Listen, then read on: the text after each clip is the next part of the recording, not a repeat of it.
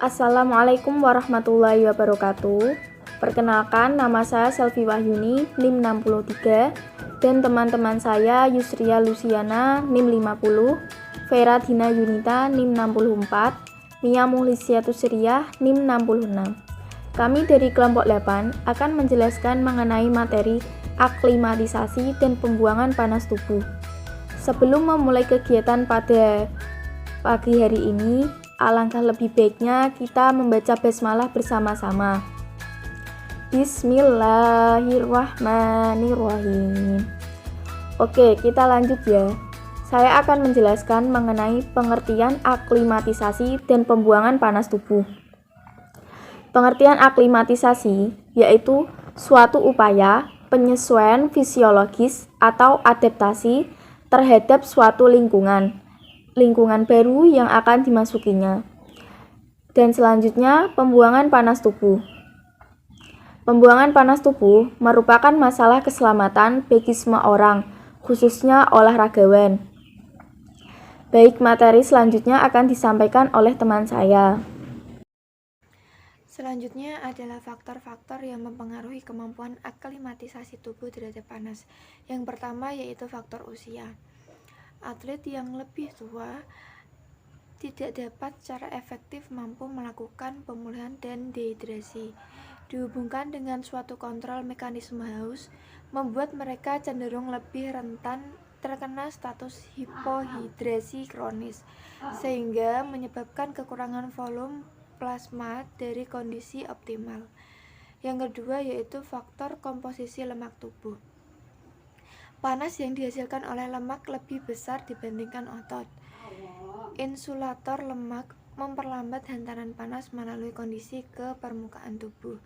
Akhirnya, orang yang gemuk mempunyai rasio area permukaan yang lebih kecil untuk penguapan keringat dibandingkan dengan orang yang lebih kecil atau kurus. Yang ketiga yaitu faktor banyaknya kelenjar keringat. Kelenjar keringat merupakan salah satu media tubuh untuk mengeluarkan panas dari dalam ke lingkungan sekitarnya, selain melalui urin dan fase ekspirasi bernafas. Semakin banyak jumlah kelenjar keringat seseorang, semakin tinggi kemampuannya melepaskan panas tubuh untuk mempertahankan keseimbangan suhu. Nah, selanjutnya ialah pembuangan panas tubuh saat olahraga. Nah, saat berolahraga hanya sekitar 20-25% dari energi yang dilepaskan oleh metabolisme otot. 75-80% sisanya itu muncul sebagai panas. Seorang atlet itu harus memiliki kemampuan menyeimbangkan antara produksi panas tubuh akibat proses metabolisme dalam tubuh ketika berolahraga dan suhu lingkungan dengan jumlah panas yang dilepaskan. Nah, keberfungsian dari sistem pengaturan suhu tubuh pada saat istirahat, aktivitas keseharian, maupun pada saat latihan memiliki komponen sebagai berikut. Yang pertama ialah pusat pengaturan suhu, yang kemudian dan yang kedua adalah reseptor suhu, dan yang terakhir adalah efektor suhu. Nah, mekanisme pengaturan suhu tubuh itu seperti yang telah disebutkan tadi, itu diatur oleh hipotalamus yang terletak di antara dua hemisfer otak. Nah, fungsi hipotalamus adalah seperti termostat. Nah, suhu yang nyaman merupakan set point untuk operasi sistem pemanas. Selanjutnya akan disampaikan oleh pemateri yang lain. Selanjutnya adalah cedera atau penyakit yang dapat timbul apabila kegagalan aklimatisasi panas. Yang pertama adalah heat cramps atau kram panas.